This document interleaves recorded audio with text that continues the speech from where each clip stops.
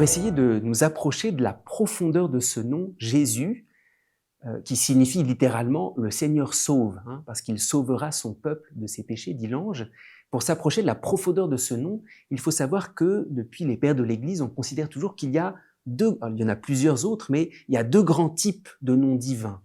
Il y a des noms divins qui désignent Dieu en lui-même. Par exemple, lorsque Dieu dit à Moïse « Je suis », c'est Dieu en lui-même.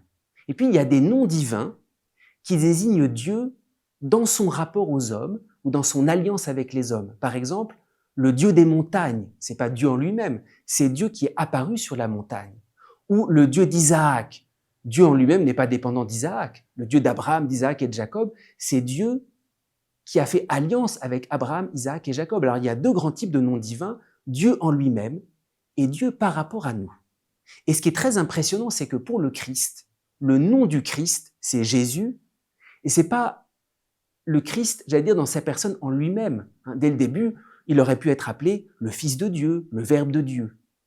L'ange dit non, c'est Jésus, celui qui sauvera son peuple de ses péchés. Autrement dit, dans le nom du Christ, c'est tout de suite par rapport à nous. Et c'est très important pour accueillir le Christ. J'allais dire, il y a toujours cette tentation d'admirer Jésus. À Jésus en lui-même, qu'est-ce qu'il est grand. Dans le nom même de Jésus, il faut considérer que tout le mystère du Christ, il est totalement pour le pécheur. Même les secrets les plus intimes du Christ, il n'y a pas une partie du Christ qui serait réservée aux grands saints, à la Vierge, à Saint Jean, mais nous, on est loin derrière. Tout le mystère de Jésus, justement, il s'appelle Jésus, c'est celui qui sauvera son peuple de ses péchés. Il n'y a rien de sa personne qui ne nous serait pas donné. C'est pour ça que ce nom, il est incroyable. On aurait pu dire, oui, c'est le Fils de Dieu dès le début. Non, c'est celui qui me sauve. C'est-à-dire que je l'appelle tout de suite en considérant qu'il n'y a rien du mystère de Jésus qui me serait révélé, qui ne serait pas pour moi. Il y a toujours cette tentation de me mettre à l'écart. Jésus, il est trop grand. Éloigne-toi de moi, je suis un homme pécheur. Alors, ce nom, puisque c'est par un nom qu'on appelle la personne, ça doit nous enseigner comment on doit appeler Jésus.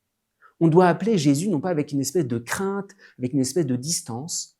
On doit appeler Jésus avec cette certitude que déjà dans cet appel, lui-même est à notre recherche. Lui-même veut plus nous donner à nous qui sommes pécheurs que ce que nous osons lui demander. Alors, ce nom de Jésus, il est extrêmement fort.